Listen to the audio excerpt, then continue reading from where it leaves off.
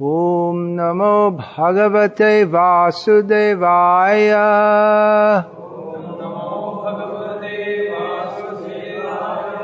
Om Namo Bhagavate Vasudevaya. Om Namo Bhagavate Vasudevaya.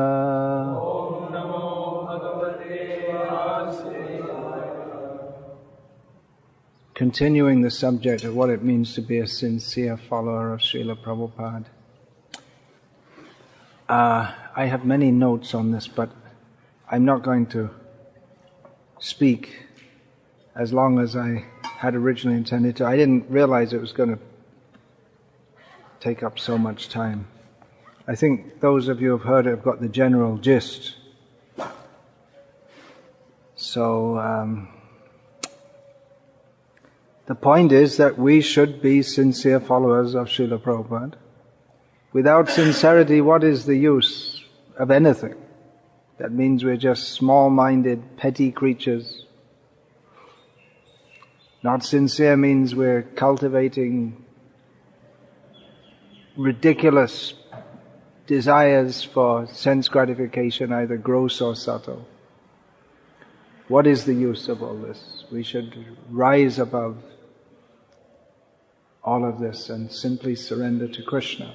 And for those of us who are within ISKCON, then surrender to Krishna means by serving Srila Prabhupada and his mission wholeheartedly.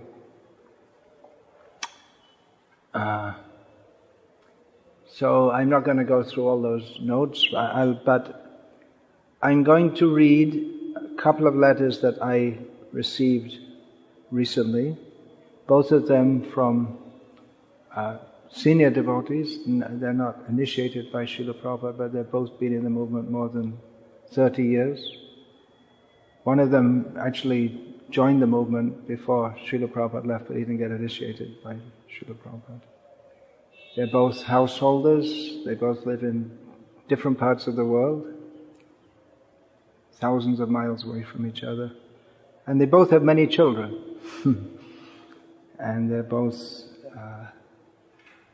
committed to Krishna consciousness in what we nowadays call the traditional way. Previously we used to just call it Krishna consciousness. Now we call it a traditional approach to Krishna consciousness. So the context of these letters, I had sent them, both of them, an essay, short essay, that I'd written. I'd asked them for feedback for essays that I've written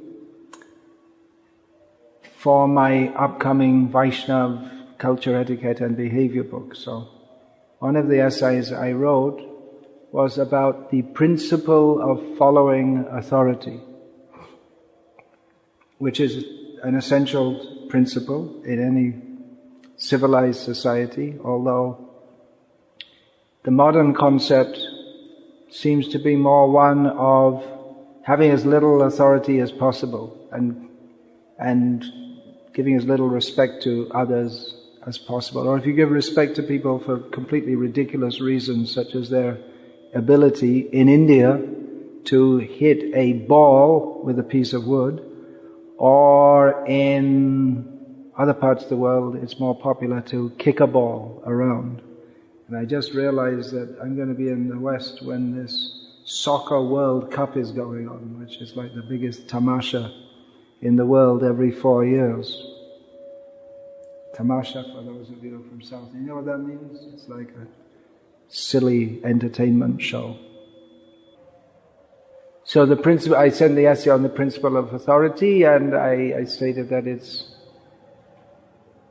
within Vedic society, as in most societies throughout the world, previously, it was just an accepted part of life, that from the beginning you accept the authority of your parents, and then you come to accept the authority of others. The authority of the king is unquestionable, the authority of the guru is unquestionable, the authority of the brahmana is unquestionable.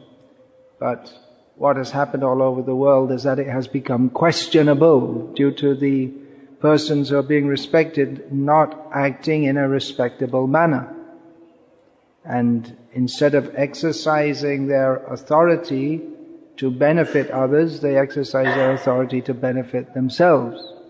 Or at least they think it's for themselves. That's why when politicians say that I'm doing seva, janta, keliye, seva, I'm doing the seva for the people, no one believes them. It's understood that they're lying and they're cheating and that they're a politician because they want to increase their own financial, economic situation. Or there may be others in fact, the present Prime Minister, not Prime Minister for very long, probably. He said he won't be next time anyway, even if his party comes in. He's reputed to be an honest man. And what's he doing in politics? Or it's said that the hottest candidate for to be the next Prime Minister is also not after money, but there seems to be prestige, power, some interest like that. So they're not fully selfless. In Vedic culture, the selflessness of a leader, by which he can be a good leader, is that he is seen as, and he sees himself as, in that situation, as a representative of the Supreme Personality of Godhead. Therefore said, Matri Devo Bhava, Pitri Devo Bhava, and Acharya Devo Bhava, Atiti Devo Bhava. They're representatives of God. Naranam Chaniradhipam, Krishna says in the Gita. Among men, I am the leader of men, the king. The Guru is respected because a representative of God. Brahmana is respected because he is representative of God. Bhudeva. So if those who are in a leadership position think that they are discharging their responsibility as a duty in service to the Supreme Lord, then they're respected as such. And that was there in the Western world also, previously. The king was considered to be the representative of God. But when it was seen that they were more representatives of their genitals, then they got rejected, one by one. Their main interest in life is tongue, belly and genitals, which means that they have no higher position, they're just Shudras. This is stated in Bhagavatam, that in Kali Yuga, prajaste bhakshayashanti mlecha rajanya rupina. The so-called kings will be mlechas who will simply exploit the citizens. It actually literally says eat them, which some rulers in my lifetime, at least one was known for eating his political opponents after killing them. And there about that. Idi Amin in Uganda. They chased him out. He was taken in by Saudi Arabia. I don't know if it's halal or not, but he used to eat his political opponents. So, sincere follower means we accept the authority. And the authority, Srila Prabhupada delegated that to the GBC body. So in this, and the temple presidents and so on. So in this essay I established that principle. And I know that as a principle it's not very well established in our ISKCON at the present day for the same reason as it's not very well established in the world in general, that people don't trust the leaders because of their poor track record. But it's still a principle. We can't deny that. And it's not that we, forever in ISKCON, we want that there will be mistrust of leaders. We want that the leaders who we can look up to, and instead of thinking how to avoid them or manage them or somehow or other go on with our devotional service despite the leaders, we would like that there are leaders who we could go to with full trust that they have our best interest in heart and that they are competent to guide us in Krishna consciousness. So I wrote this essay and I sent it out to these two devotees to get their feedback, because when you're writing which is meant for the public consumption, it's good to get feedback from the kind of people who are going to read it. So get some response. I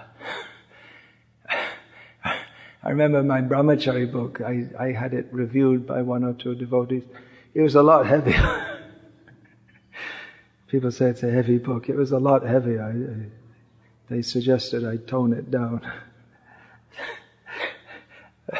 I remember there was one statement that when you wake up, you should get up and not just lie there like a dog. Some statement like that. So I just edited some things out at the suggestion of others. So, yeah, so I wrote this and I put a footnote that I understand that this principle is not very strongly adhered to at the present time for various reasons, but it's just a principle, and in future publications I intend to examine some of the problems with the application of that principle. But the response I got, I'll read.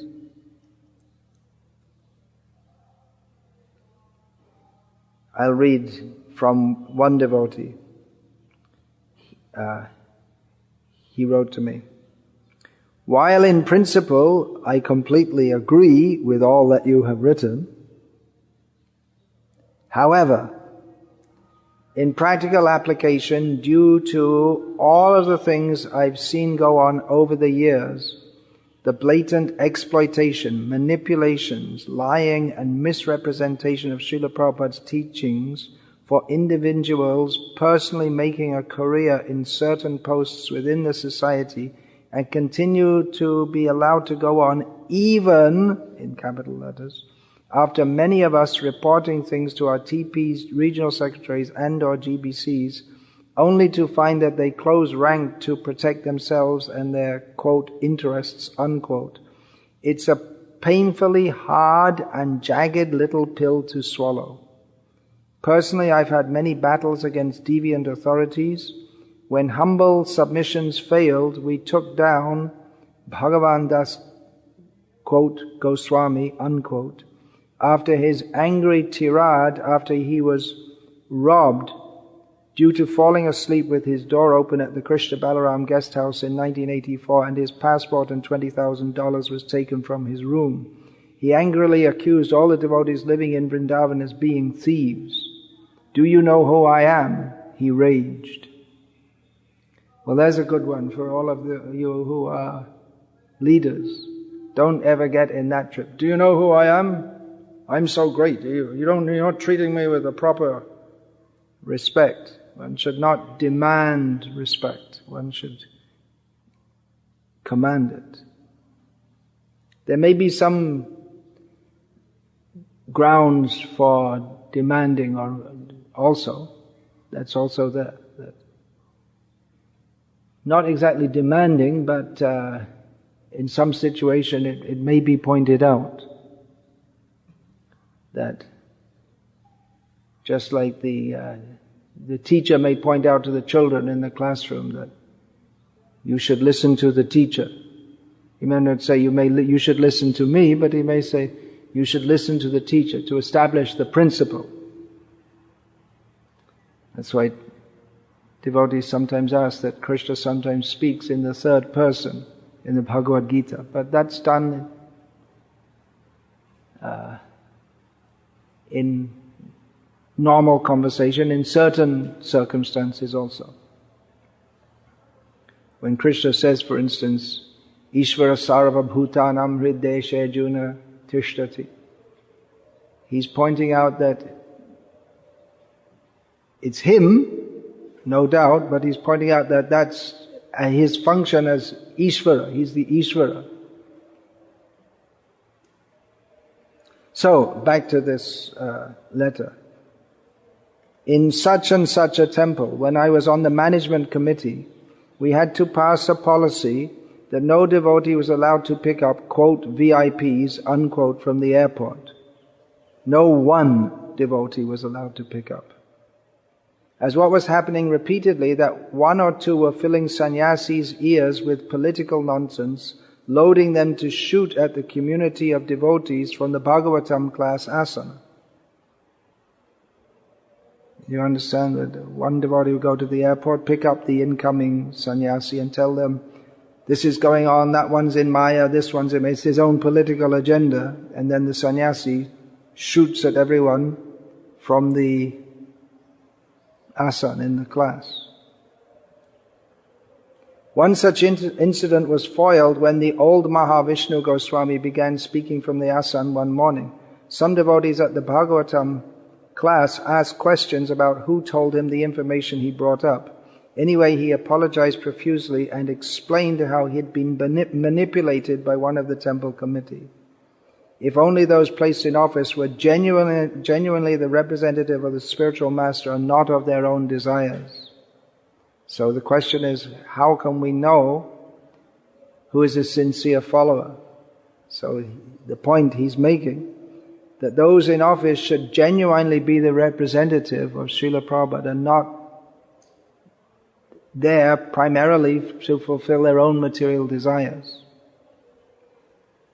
Now here's a telling statement. Many of us have waited and waited patiently for Krishna to intervene, but still things go on as abnormal. That what we consider to be normal it shouldn't be like that. Waiting for Krishna to intervene, well, we're thinking of why should Krishna allow this to go on? Maybe the Pandavas thought that also. On and on and on, so many difficulties. Eventually, justice prevailed. But it took a long time. Now he's also talking about how you try to tell the authorities something's wrong, but they, as he says, they close ranks. They back each other up. And there's nothing you can do. Consequently, he says, as I don't live in a temple environment as of the last 20 years,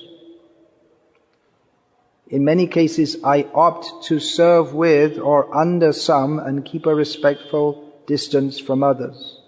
Sorry, but I have to judge. My life has been put on the line several times. I put my faith in so-and-so. Unfortunately, I had the good sense not to go with him after being requested to. Similarly, we put our faith in so-and-so, someone else, and saw him make off with huge amounts of money and even implicate many of us in paying off credit cards he maxed out. Similarly, the former so-and-so temple president this was well known for years. It was way back in the 1980s. Lived a life of luxury at the expense of the temple devotees. His wife dripping in gold. 2 trips to India per year, all expenses paid. Driving an Audi 80 car, expensive car. But he had no job or source of income other than being the temple president for 15 years. Sannyasis being doted over by young girls and even married women, socializing and having a, quote, good time, unquote, in the name of preaching. So many things, quote, authorities, unquote. In some ways I can sympathize with those who adhere to some aspects of the Ritvik deviation due to what they may also have experienced, and with no, quote, Prabhupada figure, unquote, to turn for absolute shelter and guidance. Still, I do have faith in some authorities despite all that has gone down over the last 35 years or so, but also many things I've conveniently forgotten so as not to dwell on and try to preserve my faith in the process. So that's one devotee's response, and there are many devotees like that. They're householders, and they keep in contact, but with the movement, but some distance, more distance than contact, and they associate with devotees that they can relate with. Now, I didn't ask him to write this. I just sent the essay on authority without just the principle of authority, how we should follow authority. Srila Prabhupada said we should follow the GBC. There's actually one letter in which Srila Prabhupada writes that we should follow the GBC under all circumstances. But then in that essay I also write how there was one circumstance where it was a bizarre situation. It was about 1974, and the GBC man had married someone. It was a really strange situation. She said she was the heir of the Toyota company. It was complete bluff. She was having chicken cooked and offered to the deities, to Radha Govinda in the New York temple, among other things. And she claimed that her husband was an incarnation of Bhaktisiddhanta Saraswati. And this went on for some time, and eventually it was brought to Prabhupada's notice. And Prabhupada's response that was that the junior devotees, they were right to follow the leaders, but the more senior devotees who should have known better, they should have protested. So the statement that we should follow the GBC in all circumstances doesn't mean that those who know better should just go along with it. So here's another letter. Again, I just sent them the essay. I didn't ask them to open their hearts and express their distress, actually. And there are many, many devotees who have this distress, that they gave their lives in service to the movement with all good faith, and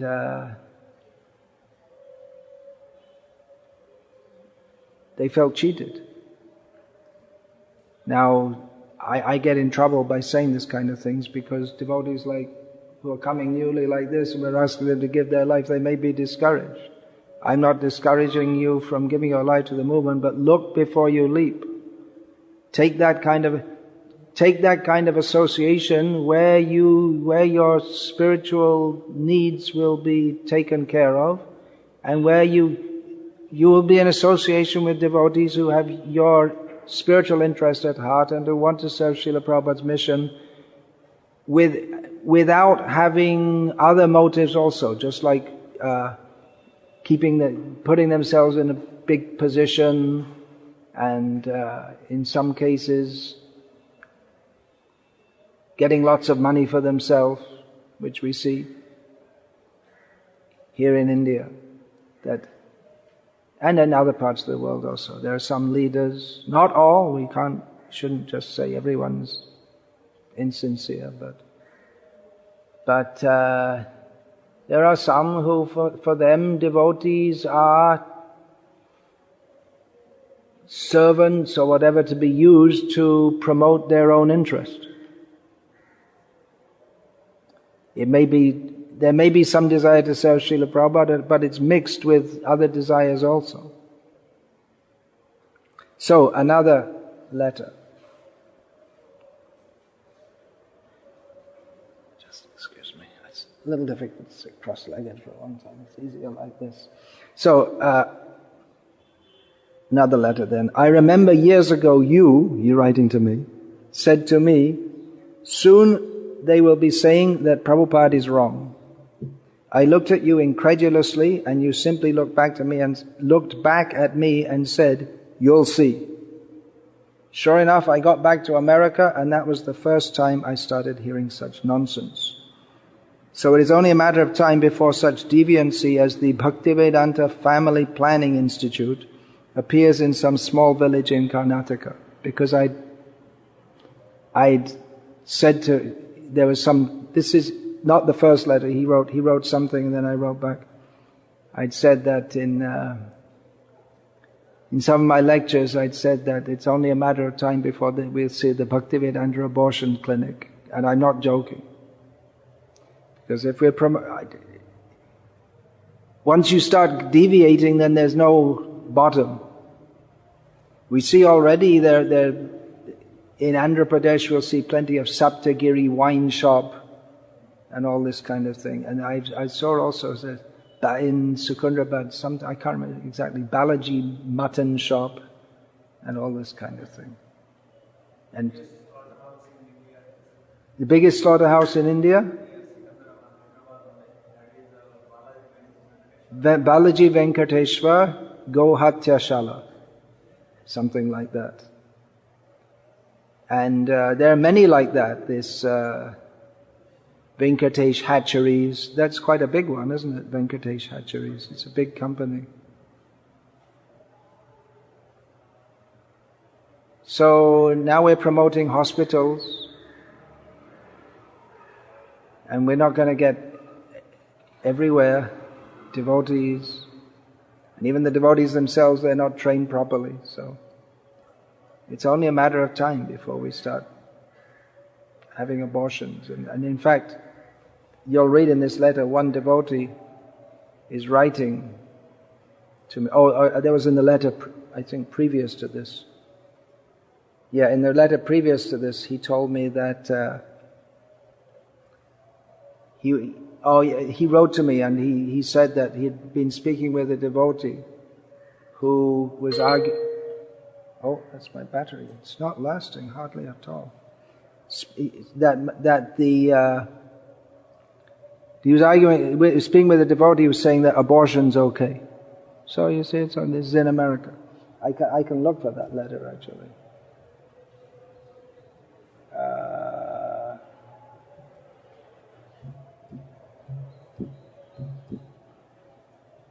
I should have got that letter up also. Yeah,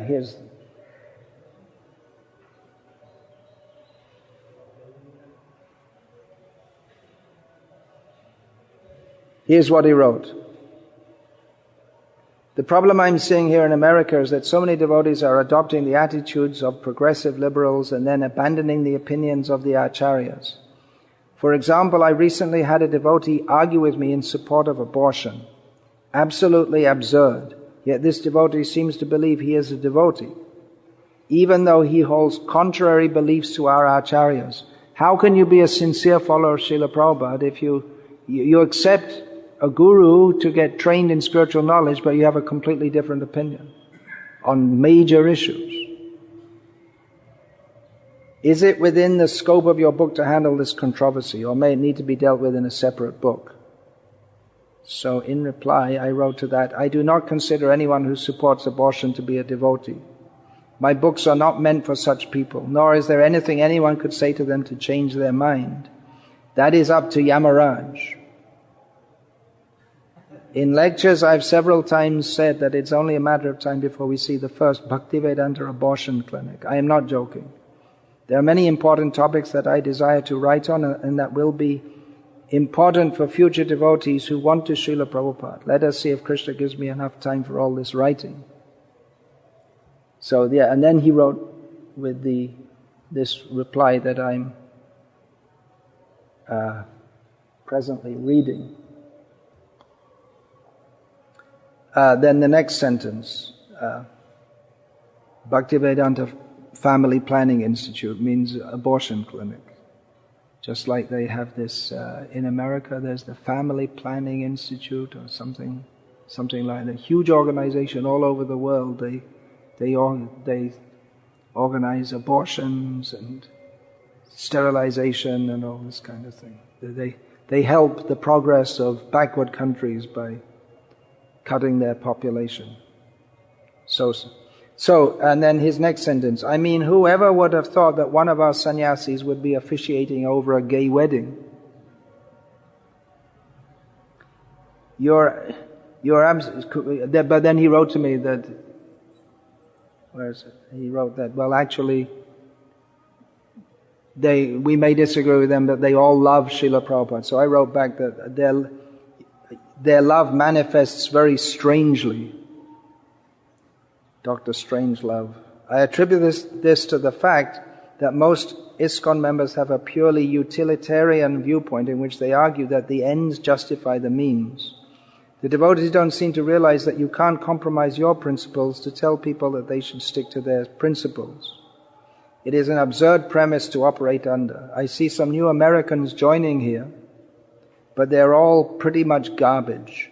The average American who now joins ISKCON is a 40-year-old divorcee vegan woman who has one kid from a previous marriage, practices yoga, and is a staunch Democrat. There's nothing you can say at all to them except chant Hare Krishna.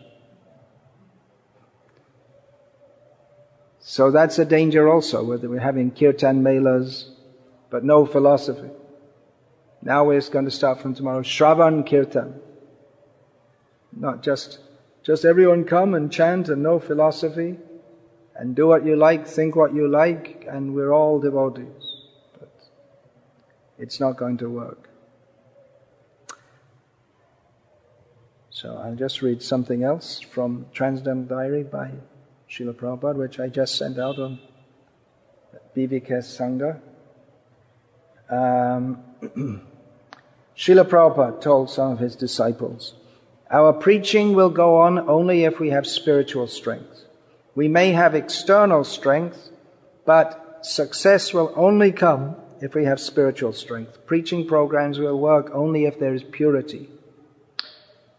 Then, citing the example of one of his leading godbrothers in the Gauriya Math, Srila Prabhupada, pointed out that his godbrother, had all kinds of material facility, money, mats, etc. But what had he done for spreading Krishna consciousness? He explained that simply amassing material wealth will not bring spiritual success, nor does it signify success. He gave the example of milk touched by a serpent. It looks like milk, but it is spoiled. How do we keep our spiritual strength? Prabhupada asked. We can keep our spiritual strength by being very strict Vaishnavas, he told us. By strictly following the principles and not giving any consideration whatsoever to Maya's allurements. Simple principle. Maya is always trying to weaken us, he said, but if we think only of Krishna, we will have spiritual strength. If we think of something else, then we will have no transcendental potency. As always, Srila Prabhupada emphasized that we must remain strictly regulated and chant all our rounds every day.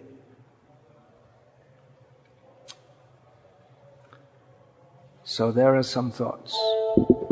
That's it. Collapsed. All right, you're just a second, 20 seconds too late.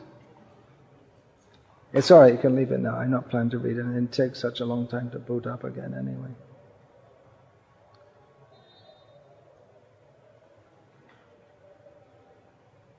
So that's in summary. But we shall go on. Just like Srila Prabhupada was not discouraged. He went on serving his spiritual master. So we shall go on serving Srila Prabhupada.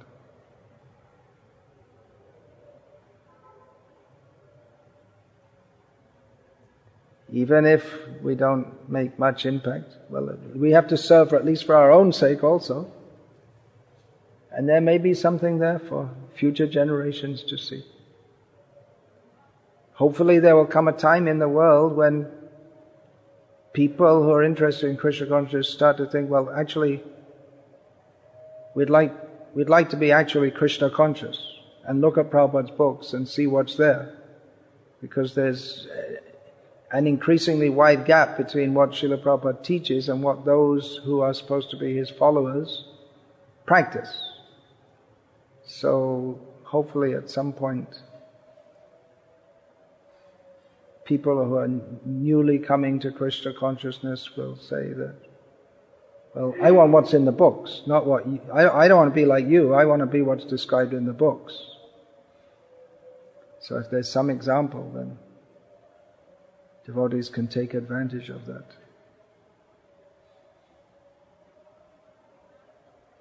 So we should all strive to be pure devotees. There's a saying in English, holier than thou. an attitude of thinking, I'm much better than you. We have to be careful not to get into that also. But at the same time,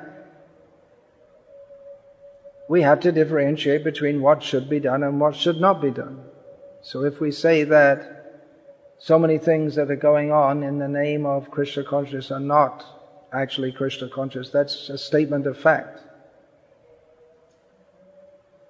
It's not that we want to say that we're better than you, but we do want to follow Srila Prabhupada, and this is not.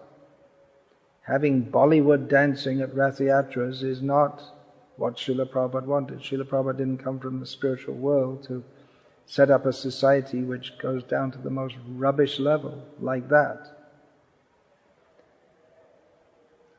Okay. Any questions, comments? I'm sure I'll get some protests once this is out on the internet. And some appreciate also. Some appreciate also. Mostly the big leaders don't appreciate.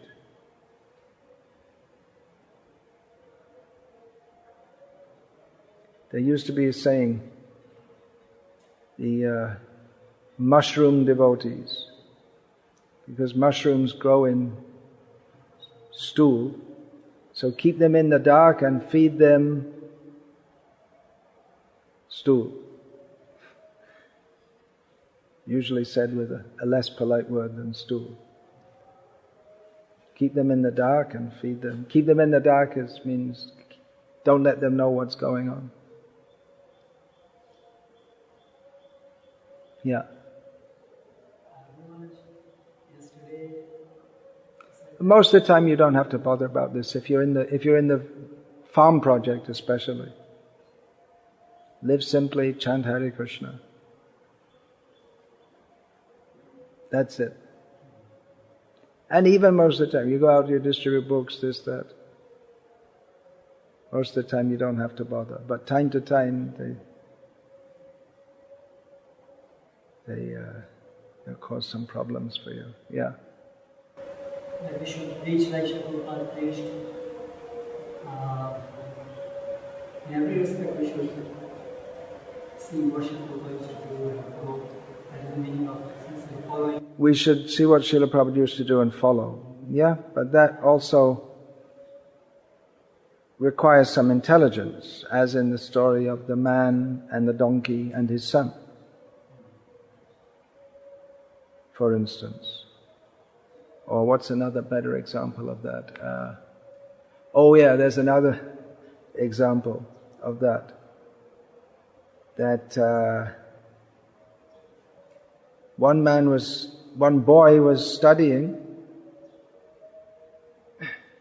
veterinary science. You know the story? Yeah. So, one horse was brought with a big lump in his throat. So the doctor looked at it and he got a stick and he smashed on the throat, and the lump broke and the horse was okay. So after some time the apprentice thought, I don't have to spend so much time, I already learned everything. So he went out and announced himself as I'm a veterinarian. So someone brought a horse with a swelling on the throat. So the so-called doctor got a stick and hit it out on the throat and killed the horse. So the owner of the horse wasn't very happy. So when the guru who he had abandoned, or he just imitated him without understanding, when he came to know, he said that horse which I hit, he had something like a loki caught in his throat. So when I hit it with a stick, it smashed it and he could swallow it and he was okay. But in the case of this horse, he had a goiter. So he hit it and killed it. What is a goiter? I know it's a swelling. What is it? I see. So there is time, place and circumstance, but time, place and circumstance is used to supposedly justify all kinds of deviations. So you have to be very careful of this time, place and circumstance. And yukta vairagya is another one. These two are the most misused principles. Yeah. With respect to like personalities, if you can have some examples that these are due to personalities that there are variations, which is not following to understand that how to accommodate these two things. Definitely there will be different personalities, not everyone's exactly the same. Which is one reason why Srila Prabhupada did give different instructions to different people. But some things are very plain. I gave some examples yesterday. The supposed to be devotee rising at 8 o'clock in the morning, and then when I said you shouldn't do it, you have to get up early, then he said, well, Srila Prabhupada said that his father used to get up late, ignoring all the Shastric injunctions, the dozens of times Srila Prabhupada said we have to rise early, his own personal example, and taking this, which Srila Prabhupada said my father used to, he didn't say you should. So that's an example of insincerely quoting Srila Prabhupada, or quoting to try to justify something which it actually is insincerity. If you tell him that, he'll be very upset, because no one thinks I'm a rascal. But that doesn't mean there are no rascals in the world. Then another example I gave of the devotee I asked to clean the room, and then I came back after the morning program and it was uncleaned, and then I sent someone to call him, and he said, so what happened? He said, oh, I went to sleep. So I understood he was insincere, and later his insincerity became quite apparent. So some things are very clear. And there are things which are mainstream in ISKCON today, which, I've said this several times, which when Srila Prabhupada was personally present here, would clearly have been understood to be deviations from Srila Prabhupada's instructions. Did it stop being a deviation because Srila Prabhupada isn't present? You may say, well, we're bringing many people in, but into what? Is our aim to be like Sri Sri Ravi Shankar and have many followers? You may say, we're getting many people to chant Hare Krishna. Well, Sai Baba got many people to chant Hare Krishna, and Vishnu Nam. They'd sing Govinda, Govinda, Govinda, Govinda, Govinda, Govinda, Govinda. You've heard that? That's Sai Baba followers. But that's Nama Parada. You have to give them the proper understanding also. That's another quote I just sent out, that kirtan without shravan, that's I can't remember. That won't be effective. One has to hear the philosophical understanding, and that I read yesterday, Narada Bhakti Sutra, that chanting without hearing about the glories of the Lord, that will not be proper bhakti. So you may get many people to chant Hare Krishna, but that doesn't necessarily. There's so many upper sampradayas, they're chanting Hare Krishna, but they're called upper sampradayas. So that's why I read that. Srila Prabhupada says it's not necessarily success. It doesn't necessarily mean if you have followers and buildings. The real success is Guru Mukha Padma Vaka Chitete Kore Aika. But it may be subtle and difficult to understand. Some things, in the beginning, it may be subtle and difficult to understand, but then generally we see those who become deviant, they become more and more and more and more. But if it's a slow rate of progression, then you may not see it.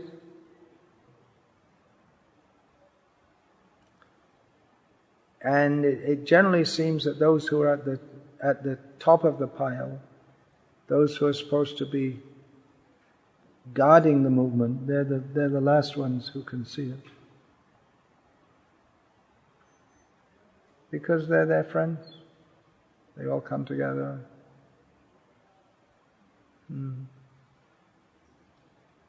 You had some experience long ago in your spiritual life that really you were pushed into taking initiation. You wanted to take initiation from someone, you were pushed to, and you followed the authority, and that was a major thing in your life which you didn't want to do, but you were pushed in. That was a misuse of authority, wasn't it? You made some adjustment later, but that's the kind of thing that goes on. Such a major decision. But that's standard here in India, that people are pushed. You take initiation here. Which is why I tell my disciples, don't push anyone toward me. You should all look and see. Hear. Hear, understand. Then come for initiation. You have to make a commitment to follow. You should know what you're following. But in many cases, I don't think these things are even understood at the time of initiation. There's a commitment. Now the GBC have made some course that everyone's supposed to take before they take initiation. I'm not sure what's in that course. I saw that in the Ritvik initiation, from so-called initiation from Bangalore, there's a whole list of conditions before you can get your imaginary initiation from Srila Prabhupada. The number one is that you have to give regular donations to the temple. Bangalore, ISKCON Bangalore, it's just business, that's all.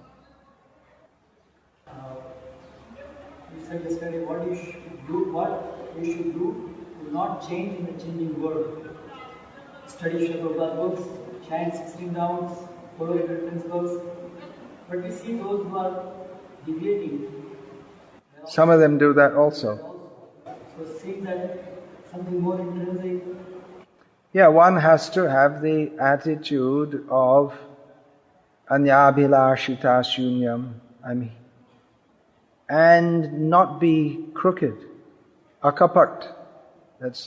We'll find Bhaktisiddhanta Saraswati Thakur and his followers, they use this again and again and again, because the situation he was preaching in, he was preaching in Bengal and Orissa, where there are many Vaishnavas.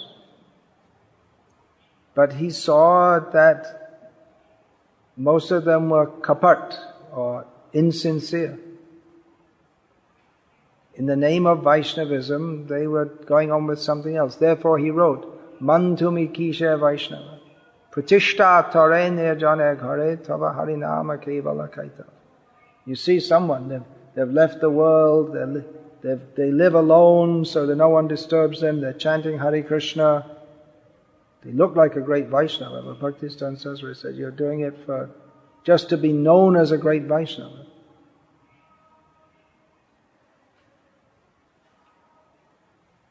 So he analyzed all this, and then he made so many lectures he gave on all of this, and he wrote another poem, the Prakrita Rasa Shatadushini.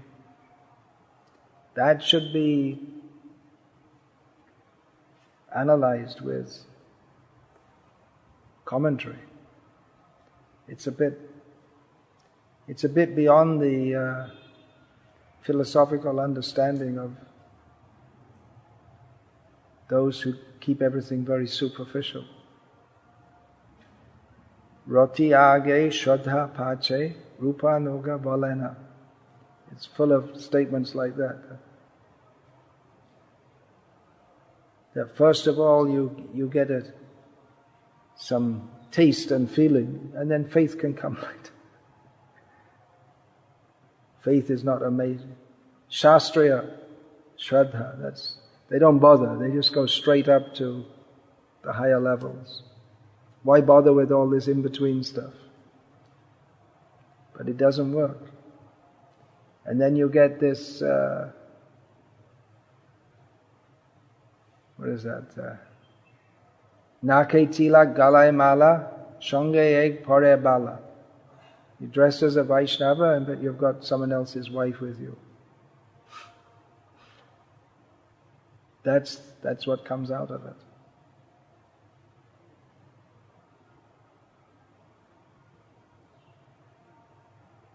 That's one major distinguishing mark of Srila Prabhupada. You see all these yoga here, but they don't preach no illicit sex, no meat eating, no gambling, no intoxication. At the Gita Bhavan, it's understood.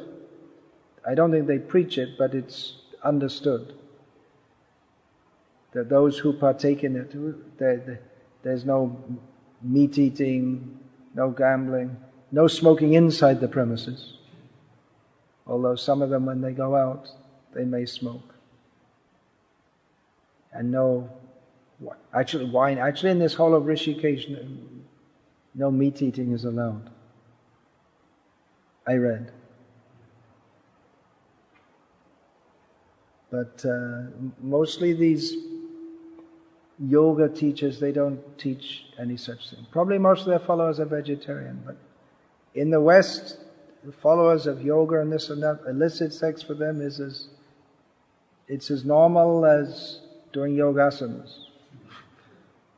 They don't, and that's very much there in the whole New Age thing, that we all love each other and we embrace each other. And that's quite common. You'll see this if you go to the West. Men and women, when they meet, they embrace each other. It's completely bogus, isn't it? In our ISKCON, yes. Yes. Because that's the New Age. Among the New Age people, we see we're all souls. Well, they don't have any. In New Age, everyone loves each other. So, but you'll see in ISKCON also. I've seen. Seems inconceivable. You see photos of the GBC meetings. You'll see one sannyasi is sitting, one woman is sitting, another sannyasi is sitting. Maybe they're all 60 or 70 years old, but still they shouldn't be doing it. Anyway, what women are doing in the GBC in the first place, that's another question. But it's all this idea, we're all equal and we're all spirit soul. No reference to the ancient culture to which we belong. The thing is that they think that they actually think that the Western culture is superior. And this Krishna West manifesto says that actually in the West we have the best social system in the history of the world, and so we should follow that and be Krishna conscious. And gradually the whole world is going toward that. They actually believe this nonsense. So there's some very, very sick things which I'm just informing you of. But those who are sick insist that they're healthy, and that those who point out that these problems are there, they are offenders. They are sick. I haven't been to any of these kirtan melas. They don't invite me. I wouldn't want to go anyway, because I'm sure you'll get all these men embracing women and all this kind of thing. Common now in our temples in the West. Because they don't preach philosophy as it should be preached, maybe in a very mild or very roundabout kind of way, not making it clear that we are all suffering in this material world due to our misuse of independence. We have to surrender to Krishna, who is the Supreme Personality of Godhead. And that requires great commitment. We have to be very serious about it. It's just all love. Good feeling, that's the main thing. There should be good feeling. When we come in the satsang, there should be good feeling. Good feeling will come if we are Krishna conscious. But that requires to give up material desires. For that we have to follow principles. If we don't emphasize these things, then we'll get all kinds of people who are spiritual according to their own misunderstanding.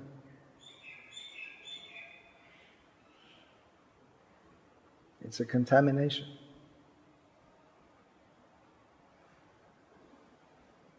You told me, right, that in Ranchi there was a program done by one of our sannyasis who has a preaching style which is just the kind we're talking about, very light and not giving much philosophy, and a lot of talk of anecdotes from his own life and trying to make people feel good.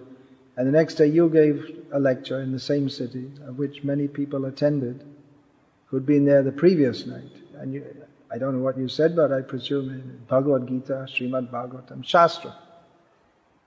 So then people asked that, well, why didn't the Swami the night before speak on Shastra also? I was very happy recently in Modasa, a small town in Gujarat, that I gave a public lecture there, and it came in the newspaper the next day. The reporter said, Shastra Dharit. He noted about my lecture. Shastra Dharit, based on... Sorry? Oh, you had a press note and they printed it. But there was one of them who was there and he reported what I said. That was a different one. I said, awesome. One of the papers, they gave a summary of what I said. Was it not? I see. Okay. Usually, even if you give it to them, they doctor it. They change it because they can't tolerate pure Krishna consciousness. That always, Aravind Daksh used to do that every time I went to Surat. He gave a summary and gave it to the Rajasthan Patrika. And that would come, which is maybe the biggest newspaper. It's definitely the biggest Hindi newspaper. For Hindi, yeah, which means mostly the well-to-do people. They read that. The well-to-do Hindi speakers. The thing is that every day they have reports, because every day in Surat there's some kathar or satsang, so it may not make such a big impression. Even all the newspapers in Gujarat Samachar, Sandesh, at least once a week they have one whole page on dharma. What they call dharma, that's their own concoction, but it's still there. I think Gujarat is quite good in that respect. I don't see that elsewhere. And in Gujarat also on Ram Navami, on the papers, on the front page they'll have a picture of Ram, Bhagavan. On Janmashtami they'll have a picture of Krishna. Others also, do they do anything for Durga Puja or Navaratri? They have a picture of Mataji. Yeah. So there is in Gujarat it's still, they never lost that, which they lost in other places to a large extent. Of course Gujaratis are also following Bhagavad Gita in the sense of Bhogaishvarya Prasaktanam. But both sides are there. That's why I say they're like demigods. They're Vishnu bhaktas, but they like to enjoy this world also. But they tend to be pious, but of course that's declining day by day. Now in Gujarat it's very correct. Vallabh Vidyanagar live-in relationship, they didn't wait for the High Court, for the Supreme Court to say it's legal. It's just going on normally in Vallabh Vidyanagar. So it's a mixture of good things and bad things.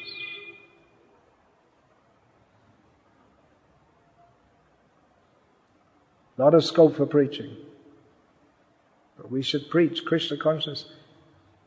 One God brother I was discussing this with, he said in America it's so difficult that devotees are trying to do different things to try and preach. And I can accept that to some extent because it's difficult to get people to commit themselves. But why in India? If you preach Bhagavad Gita as it is in India, you may not get as many followers as Sri Ravi Shankar or Ashram Bapa used to have. Where is he now? Is he in prison still or not? Yeah. Still in prison. But Anyway, our first point is not to have followers. Number of followers. First thing is we want to see that we have to give the real thing. But by giving the real thing, many people will come.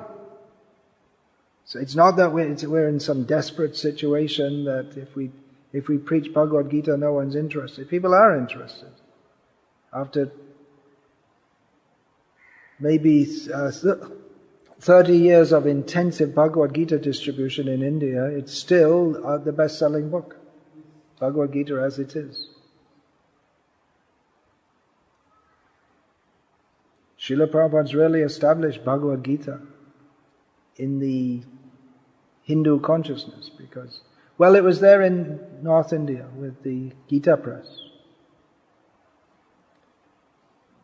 But he's really brought the teachings. He and his followers, give credit where it's due. They've distributed so many Bhagavad Gitas in this country.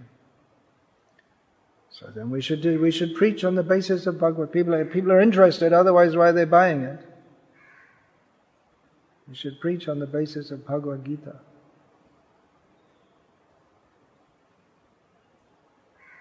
It's simple philosophy. And it makes sense. We're suffering in this material world. We should get out of this material world. We should accept Krishna as the Supreme Personality of Godhead. Simple. Of course, you can get into some complex discussions also. Gita gives scope for that also. Atmanyevya atmana tushta. What is the meaning of Atma in this sense? Because Mayavadis will interpret it differently. But the basic philosophy is very simple and straightforward and clear and it's compelling. That means when we understand it, we have to act on it.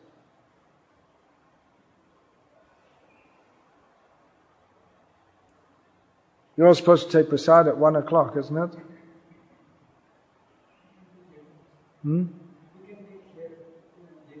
Okay, well, I'm going to go and take prasad anyway. That's one way of not trying to show that you want to do something for yourself. Just like there's that story of Srila Prabhupada with Mrs. Nair after Mr. Nair had died. And she brought some yogi because she thought Prabhupada would put some mystic spell on her. So she brought some yogi. And at one point he said that to Prabhupada, maybe you're feeling tired and want to take some rest. And Prabhupada said, yes, good idea. Then he said, Prabhupada went to his room and he said that actually he wants to take rest. So then he called Mrs. Nair, and when the yogi was asleep, he made the whole deal with her and finished it off. So you can all go and take prasadam. For me, I only eat air. I'm a great tyagi. But you can go and take prasadam. Hare Krishna.